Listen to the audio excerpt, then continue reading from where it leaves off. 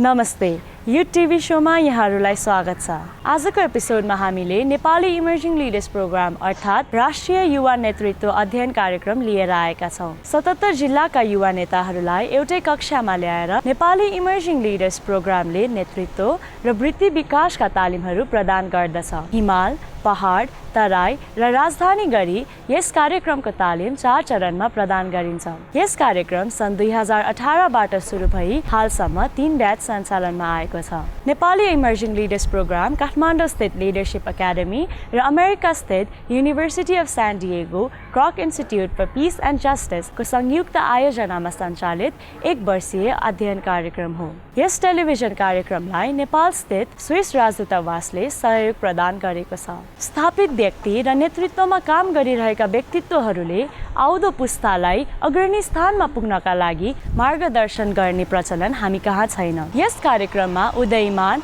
तथा सम्भावना बोकेका ग्रामीण भेगका युवा नेताहरूलाई विभिन्न क्षेत्रमा सफल तथा स्थापित व्यक्तित्वहरूले राष्ट्रको अग्रणी भूमिकामा पुग्न र असल नेता बन्न मार्गदर्शन गर्नुहुन्छ। आजको एपिसोडमा हामीले सर्वोच्च अदालतका वरिष्ठ अधिवक्ता तथा एनईएलपीमा कानुनी विषयका मेन्टर श्री अवधेश सिंह, प्युठान जिल्लाकी युवा नेत्री तथा अधिवक्ता निमा गिरी र सिन्धुपाल्चोककी युवा नेत्री तथा उद्यमी अनिता लामा बीच सामुदायिक समस्याका लागि कानुनी समाधान विषयमा भएको संवाद प्रस्तुत गर्दैछौँ।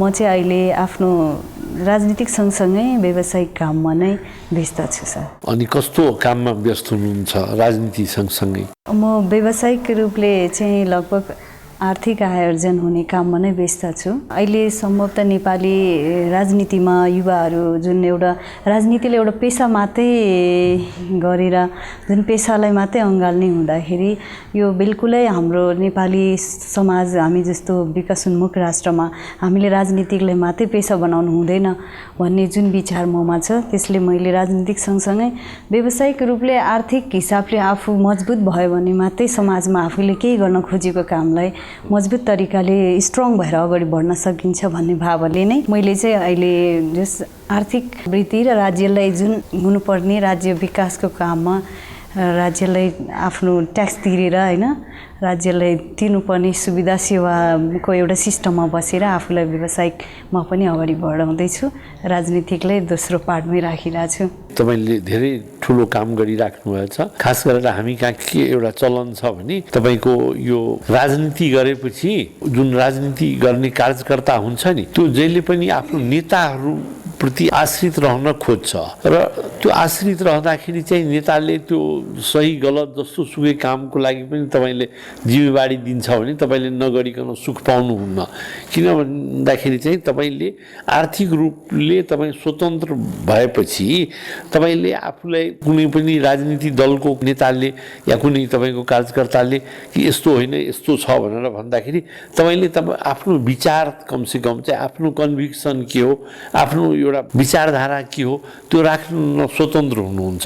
जब आर्थिक रूपमा तपाईँले कसै उप चाहिँ निर्भर हुनुहुन्छ भने उसले जे भन्छ त्यही गर्नुपर्छ। त्यसैले तपाईँले धेरै एउटा सराहनीय काम गर्दै हुनुहुन्छ र युवा पुस्तालाई तपाईँले अरूलाई पनि जो राजनीति पनि गर्छन् उनलाई के भन्नुहोस् भनेर भन्दाखेरि कि तपाईँ आर्थिक रूपले पहिले सम्पन्न हुनुहोस्, आर्थिक रूपले तपाईँ आफूलाई सस्टेन गर्ने क्यापेसिटी बिल्ड गर्नुहोस् अनि मात्रै तपाईँ राजनीतिमा लाग्नुहोस्। त्यो गर्दाखेरि चाहिँ तपाईँहरूलाई धेरै एउटा चाहिँ ठुलो माइलेज तपाईँले प्राप्त गर्नुहुन्छ भन्ने मलाई लाग्दछ। पहिलो त 2019 को एनएलपीको ब्याच म त्यसमा इन्भल्भ हुने अवसर प्राप्त गरेँ। त्यससँगै सरसँग मेरो भेट हुने अवसर प्राप्त भयो। त्यो नै मलाई आफूलाई भाग्य मान्ने ठान्छु। त्यति बेला सरसँग भेट भइसकेपछि मैले तपाईँको मेन्टरसिपमा रहेर यो लिगल प्रोफेसनमा म त थिएँ, तर सिरियस रूपमा यो मेरो आफ्नो लिगल करियरलाई अगाडि बढाउने त्यो अवसर प्राप्त गरेँ। अहिले म यही सेक्टरमा म पोलिटिक्स पनि गर्छु। म नेपाली कङ्ग्रेसको महासमिति सदस्य हो। त्यो सँगसँगै पोलिटिक्स विथ प्रोफेसनमा भयो भने मात्रै हामी समाजमा सही मार्ग निर्देशन गर्न सक्छौँ जस्तो लाग्छ।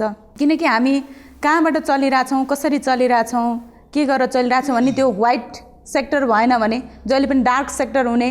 के गर्छौ पोलिटिक्स मात्र गर्छौ, आय स्रोत के हो भन्दा डार्क सेक्टर भयो भने राम्रो हुँदैन। त्यो थप मेरो प्रोफेसनलाई वृद्धि गर्नको लागि सरको जो मेन्टरसिप थियो त्यो एकदमै मेरो लागि महत्त्वपूर्ण रह्यो। जुनसुकै काममा पनि लाग्नु भएको छ भनेर भन्दाखेरि कि लाग्दै नलाग्नुहोस्, मेरो एउटै सन्देश के हो भने या त नलाग्नुहोस् त्यो काममा, लागेपछि फुल डेडिकेसन, फुल सिन्सियरिटी र एसर्टिभली लाग्नुहोस् तपाईँले।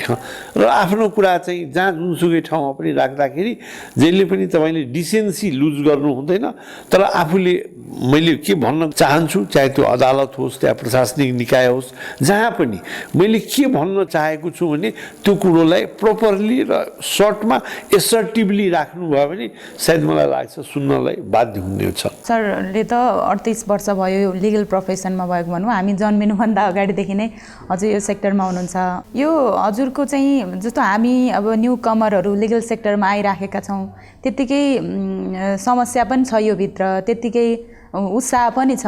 ठ्याक्कै महिलाहरू यो सेक्टरमा सक्रिय भएर रहनको लागि, उनीहरू अझ आफ्नो क्षमता वृद्धि गरेर जानको लागि यो लिगल सेक्टरमा रहिरहन के चिज गर्यो भने अझ यहाँ सस्टेन हुन सकिन्छ हजुरले यो 38 वर्षको हजुरको अनुभवमा? महिलाहरूको लागि चाहिँ मेरो एउटा बेस्ट मेसेज चाहिँ लिटिगेसन अहिले पनि जान्नुभयो, सबै गर्नुभयो, तर लिटिगेसन भन्दा पनि चाहिँ तपाईँले कर्पोरेट पार्टमा जानुभयो भने तपाईँको राम्रो आम्दानी पनि हुन्छ, धेरै दौडधुप पनि गर्नु पर्दैन र तपाईँले एउटा चाहिँ के छ भने एउटा सामान्य जीवनयापन गर्न सक्नुहुन्छ र एउटा आफ्नो डेस्टिनेसन पनि एउटा तपाईँले फुलफिल गर्नमा मद्दत पुग्छ।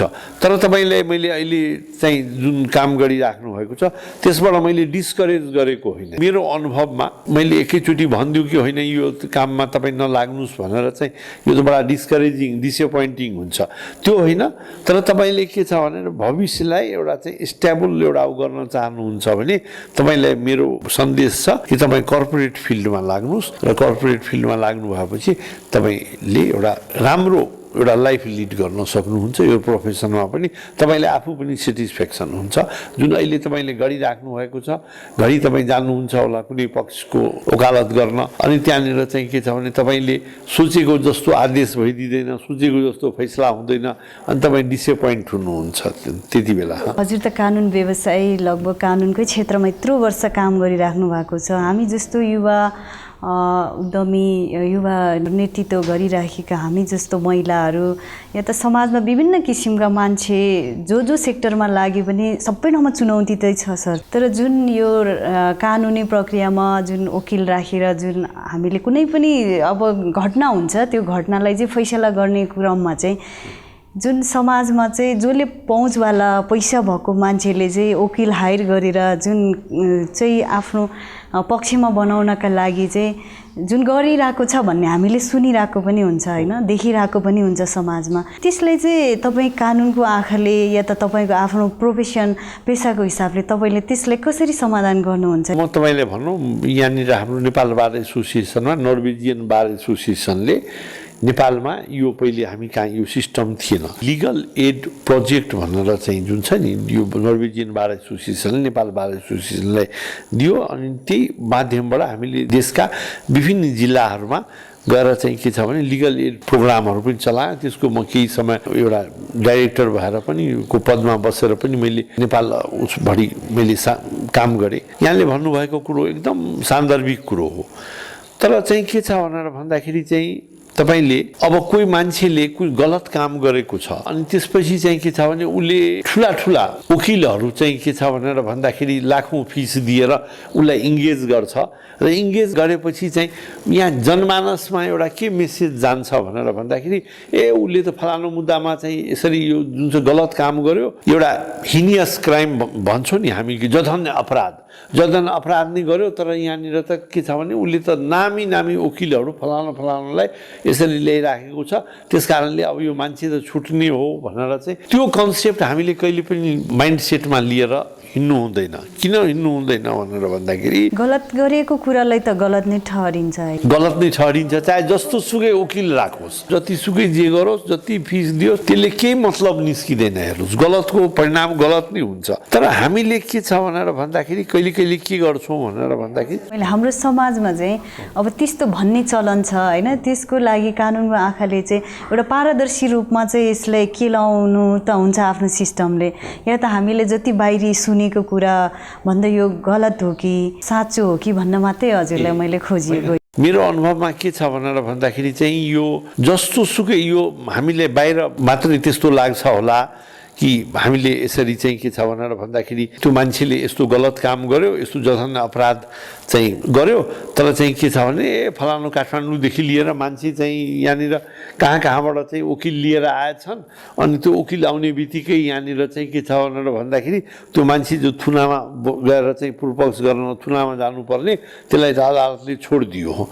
त्यस्तो प्राय हुँदैन हेर्नुहोस्। र त्यसमा पनि के हो भनेर भने अदालतले त्यो वकिलको अनुहार हेरेर उ गरेर नै त्यो आदेश गरिदिन्छ भने मलाई विश्वास लाग्दैन हेर्नुहोस्। किन भन्दाखेरि चाहिँ मेरो पनि अनुभवमा जस्तो सुकै पनि हुँदाखेरि चाहिँ उसले त मिसिल हेर्ने, उसले प्रमाण हेर्ने, उसले त्यहाँको हरेक कुरोको सर्कमस्टान्सेस हेर्ने, त्यो हेरेर अनि मात्रै न्यायाधीशले चाहिँ के छ आदेश गर्छ। र त्यो न्यायाधीशले पनि कुनै दबाबमा कुनै यस्तो चाहिँ प्रेसरमा आएर चाहिँ आदेश गरेको छ भने त्यो आदेशलाई बदर गर्नलाई हामीले धेरै इन्स्ट्यान्स म दिन्छु तपाईँलाई कि जिल्ला अदालतले चाहिँ के छ भने मान्छेलाई छोडिदिएको छ, उच्च अदालतले ल थुनामा बसेर चाहिँ कारवाही। यहाँ हाम्रो निमाजी ज्वलन्त उदाहरणै हुनुहुन्छ होला चाहिँ के छ भने उहाँले नै गरेको कतिपय मुद्दामा जिल्लाले तारिखमा छोडिदिने भनेर भन्यो।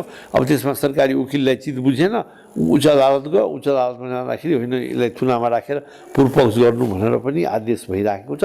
त्यसैले हामीले कम्प्लिटली यसलाई चाहिँ के छ भनेर भन्दाखेरि नेगेटिभ उसमा लिनुहुन्न। म अहिले नै तपाईँले एउटा उदाहरण दिउँ तपाईँको, अहिले नै यो संसद पुनर्स्थापनाकै कुरा भन्दाखेरि चाहिँ जनमानसमा के थियो तपाईँले एउटा फ्रेङ्कली भन्नुहोस् त, मलाई चाहिँ खुलेर हामी कुरा गर्दैछौँ।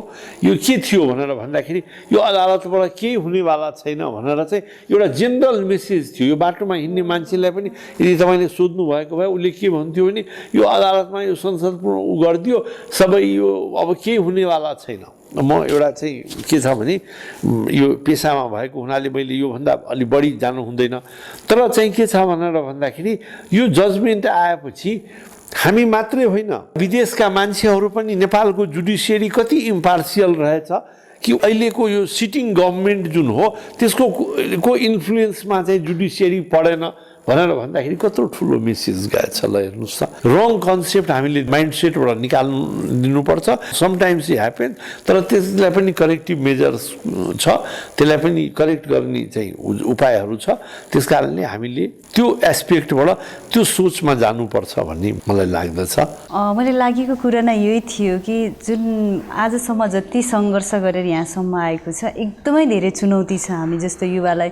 त्यसैमा पनि हाम्रो जस्तो नेपाल जस्तो देशमा हामी राजनीतिक, सामाजिक, सँगसँगै व्यावसायिक, आफ्नो पर्सनल जीवन सबै चिजलाई मेन्टेन गर्दै गर्दै हिँड्दै एकदमै चुनौती छ। हजुरले अघि भन्नुभएको जस्तै मलाई पनि नभएको होइन, मैले यति दुःख गर्छु, स्ट्रगल गर्छु एउटा गाउँदेखि काठमाडौँसम्म आएर आफ्नो जीवनलाई जीविका उपार्जन गर्नका निम्ति। अब यहाँको नेपालको सिस्टम कस्तो छ भने मैले जुन भोगेको कुरा भन्दैछु, जुन म व्यावसायिक लाइनमा गएँ या त राजनीतिक लाइनमा गएँ, जुनै लाइनमा गएँ नि एउटा तार्किक सिस्टमै छैन क्या नेपालमा। त्यो सिस्टम नदेख्दाखेरि, सिस्टम नहुँदाखेरि चाहिँ मेरो रोजाइ के हुन्थ्यो भने म बाहिर जाने। म अहिले पनि भनिरहेको छु कि म अहिले पनि व्यवसाय गरिरहेको छु। मेरो आफ्नो मैले आफ्नो क्षमताले भएको राज्यलाई ट्याक्स दिएर भ्याट होइन दर्ता गरेर प्यानमा दर्ता गरेर एउटा उद्यमी बन्न चाहन्छु। त्यही पनि यहाँको चाहिँ सिस्टमहरू नमिल्दाखेरि चाहिँ फ्रस्ट्रेसन हुन्छ। त्यो अवश्य पनि म आफै पनि फ्रस्ट्रेसन, मलाई के रोज्छ मेरो परिवारहरू जापानमा हुनुहुन्छ, म जापानमै गएर केही गर्न सक्छु या त मसँग अमेरिकाको भिजा अझै पनि 2 वर्षसम्मको भिजा मसँग अलरेडी भएको हुनाले होइन मैले यही सिस्टम अनुसार दुःखै गरेको भए त बाहिरै गएर मैले 5-7 वर्ष त मैले राम्रो सिस्टममा बसेर आफूले स्ट्रङ आर्थिक हिसाबले म स्ट्रङ हुन सक्छु भन्ने त्यो चाहिँ मनमा लाग्छ नै। बेला बेलामा फ्रस्ट्रेसन हुन्छ, तर यो होइन हामी जतिको युथ लिडर अबको यत्रो शताब्दीको युवाहरूले चाहिँ अब यही चिजलाई सिस्टमलाई चुनौती जीवनलाई चुनौती राख्दै सिस्टममा एउटा जानुपर्छ है भन्ने हिसाबले कहिलेकाहीँ फेरि आफै पनि मोटिभेट हुन्छु। र हामी जतिको अहिले यत्रो व्यस्त सहर, व्यस्त समय, व्यस्तता जिन्दगीलाई चाहिँ अगाडि बढ्ने क्रममा त अब विभिन्न किसिमको बाधा अवरोध आउँछ। यो चुनौती नै छ सर। अब हामी जतिको मान्छेलाई अगाडि बढ्नका निम्ति चाहिँ अब तपाईँहरू जस्तो सोसियलमा हुन्छ, एउटा व्यावसायिक पेसामा अथवा आफ्नो एउटा लिगल पार्टको पेसामा हुनुहुन्छ, तपाईँहरूले चाहिँ कसरी कसरी इन्करेज गर्नुहुन्छ त हामीलाई? अब मैले त सिकेँ कि जुन मैले जीवनमा जति काम गरेँ, जति हिँडेँ, जति गरेँ, आफ्नो व्यक्तिगत उसले आफूले सङ्घर्ष गर्दा आएको थिएँ भने जुन मलाई दोस्रो पार्ट चाहिँ एनइएलपी नेपाल इमर्जिङ लिडरसिप प्रोग्रामले पनि म 2018 को ब्याच हुँदाखेरि जुन इन्करेज युवालाई यहीँ बसेर न धर्म जात, अब यो संस्थाले चाहिँ जुन हामीलाई स्टुडेन्ट भएर हामी कोर्स सँगसँगै अगाडि बढ्ने क्रममा यसले एक्स्ट्रा नलेज, एक्स्ट्रा कोर्सहरू दिइरहेको छ। यो एनइएलपीमा आएर लिडरसिप ट्रेनिङमा आएर नै चाहिँ जब हामीले परिवर्तन गऱ्यौँ कि हिमाल, पहाड, तराई, त्यहाँको संस्कार, संस्कृति, वेशभूषा, अब धर्म, जात जाति कुनै पनि कुरालाई यसले चाहिँ नछुटाइकन बराबर हिसाबले यो संस्थाले चाहिँ जुन ट्रेनिङ दिइरहेको छ, यो संस्थामा हजुरले पनि अब हामीलाई बेला बेलामा इन्करेज गर्नुहुन्छ। अझै पनि हामी जस्तो युवालाई अगाडि बढ्नका निम्ति तपाईँहरू जस्तोले चाहिँ के चाहिँ हामीलाई अब अगाडि बढ्नलाई उत्प्रेरित गर्नुहुन्छ त सर? अमेरिकाको त्यो सन्डियागो युनिभर्सिटी अनि अहिले स्विस दूतावासदेखि नै लिएर यो ट्रेनिङ प्रोग्राम जुन अहिले डेभलप गरेको छौँ, यसमा चाहिँ थप अरू यसलाई मोडिफाई गर्ने, यसलाई या परिमार्जित गरेर चाहिँ लिएर जाने या कस्तो किसिमको ट्रेनिङ प्रोग्राम भइदिए भने झन् प्रभावकारी हुन्थ्यो भन्ने तपाईँलाई लाग्छ भन्ने त्यो विषयमा पनि कि हामीलाई, किन भन्दाखेरि हामीले आफ्नो त सुरुमा काम गरिराखेको हुन्छौँ, हामीलाई त्यो हुन्छ, हामीलाई त्यो पनि फिडब्याक जरुरी छ कि हामीले गरिराखेको काम चाहिँ सायद हुनसक्छ यसबाट चाहिँ प्रपर एउटा चाहिँ रिजल्ट आइराखेको छैन, त्यो नआइराखेको हुनाले यसमा चाहिँ हामीले यो प्रोग्रामहरू चाहिँ एड गर्नुपर्ने भनेर यहाँलाई लाग्छ भन्ने चाहिँ आफ्नो एउटा धारणा हामीले बताइदिनु भयो, हामीले सजिलो हुन्थ्यो कि। जुन 2018 को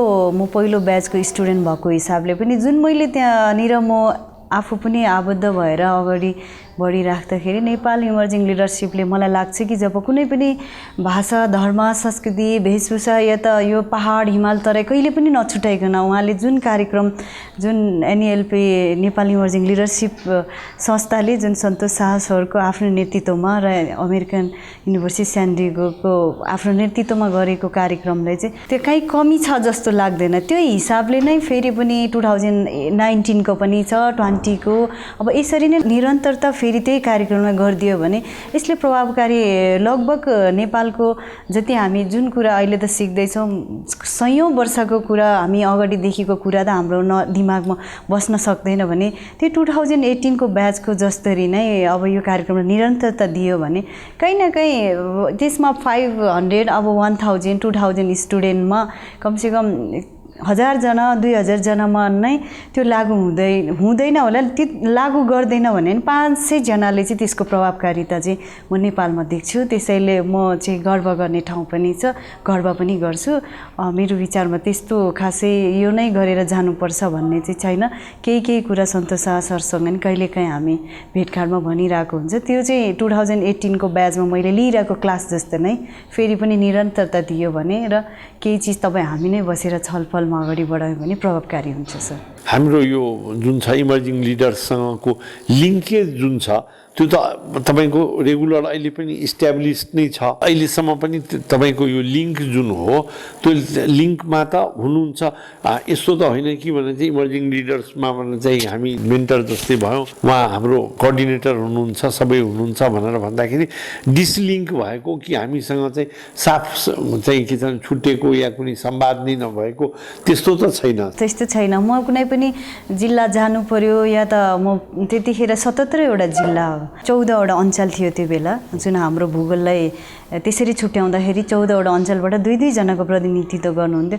जुन म अब कुनै पनि जिल्लामा गयो मलाई के भयो समस्या भने राजनीतिक सम्बन्ध त फरकै छ, तर त्यहाँ भित्रबाट आउँदाखेरि एनइएलपीमा आएको परिवारसँग जोडेको सम्बन्धले म कहीँ अप्ठ्यारोमा परेको छु त या त सिन्धुपाल्चोकमा तराई भेगको मान्छे या त प्युठान अघि भने जस्तै कैलाली हुम्ला जुम्लाको मान्छे सिन्धुपाल्चोक जानुभयो भने एउटा यो उदाहरण पनि छ। जुन बेला यो कोभिडको पनि कुरा थियो, म प्रसङ्ग जोडौँ, त्यसमा हुम्ला जुम्लादेखिको चाहिँ मान्छेहरू चाहिँ जुन अड्किराख्दाखेरि मलाई हाम्रो एकजना दाइ हुन्थ्यो र एकजना दिदी रिता दिदी, उहाँहरूले कोअर्डिनेट गर्नुभएको थियो कि त्यहाँको चाहिँ कामदार जुन त्यहाँ पेसा व्यवसायले बसिएर अड्केर बसेकोले त्यहाँ राजनीतिक सम्बन्ध अर्कै ठाउँमा पाटो छ भने एनइएलपीको सम्बन्धले मैले त्यति चाहिँ त्यहाँ चाहिँ जुन कोभिडले उहाँहरूलाई बाटोमा अप्ठ्यारो परेको हुँदा त्यहाँ कामदार जुन आफ्नो पेसा व्यवसाय गरेर बसिराख्नु भएको जुन चाहिँ व्यक्तिहरूलाई चाहिँ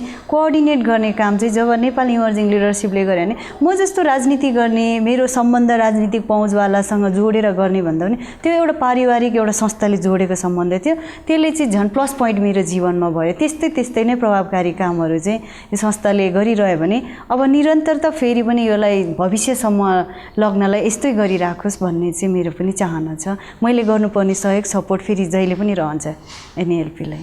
अनि एउटा कुरा मलाई सोध्न धेरै मन लाग्यो भने तपाईँ सिन्धुपाल्चोक जिल्लाबाट हुनुहुन्छ र सिन्धुपाल्चोक जिल्लामा चाहिँ हामीले जुन एउटा ह्युमन ट्राफिकिङको इन्टरनेसनल रिपोर्टहरू हेर्दाखेरि चाहिँ जुन छ नि र त्यसलाई न्यूनीकरण गर्नलाई र समाजमा एउटा चाहिँ के छ अवेरनेस एउटा चाहिँ को क्याम्पेन चाहिँ चलाउनलाई पनि तपाईँले यो कस्तो लाग्छ भनेर भन्दाखेरि चाहिँ कि कमसेकम चाहिँ जुन छ त्यहाँका जिल्लामा जुन किसिमको एउटा चाहिँ मान्छेको एउटा अन्तर्राष्ट्रिय राष्ट्रिय एउटा मेसेज आइराखेको हुन्छ त्यसलाई न्यूनीकरण गर्नलाई त्यसलाई निर्मूल गर्नलाई तपाईँले कस्तो लाग्छ हामीले त्यो विषयमा पनि कुनै कार्यक्रमहरू चाहिँ सञ्चालन गर्दाखेरि तपाईको जिल्लामा कस्तो यसले प्रभाव जान्छ?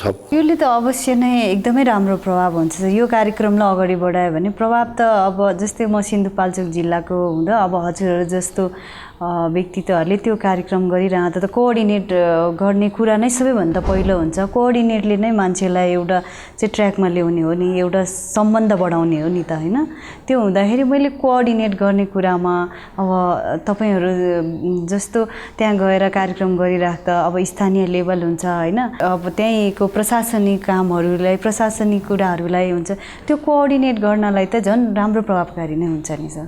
अब निमाजी तपाईँको अनुभव इमर्जिङ लिडरसँग कस्तो के रह्यो र भविष्यमा पनि कस्तो के कार्यक्रमहरू चाहिँ तपाईँको जिल्लामा हामीले सञ्चालन गर्दाखेरि चाहिँ प्रभावकारी हुन्छ भनेर लिडरसिप एकाडेमीले सञ्चालन गरोस् भन्ने तपाईँले सोच्नु भएको छ भनेर त्यसमा प्रकाश पारिदिनुहोस् हामीले। मेनली त म यो लिडरसिप एकाडेमीमा एनएलपीमा आइसकेपछि हाम्रो चाहिँ के थियो भने पोलिटिक्स गर्ने पनि ठ्याक्कै पहाड र तराई छुट्टिने चलन छ कि तराईको साथीहरू तराईकोले हामीलाई चाहिँ पहाडी हामीभन्दा बाठा हुन्छन् भन्ने अनि तराईको जातित्व हिसाबले अनि पहाडतिर पनि तराईको भन्नु भने हामीलाई फेरि भाषागत रूपले भाषै बुझिँदैन केही बुझिँदैन भने जस्तो एउटा कुरा।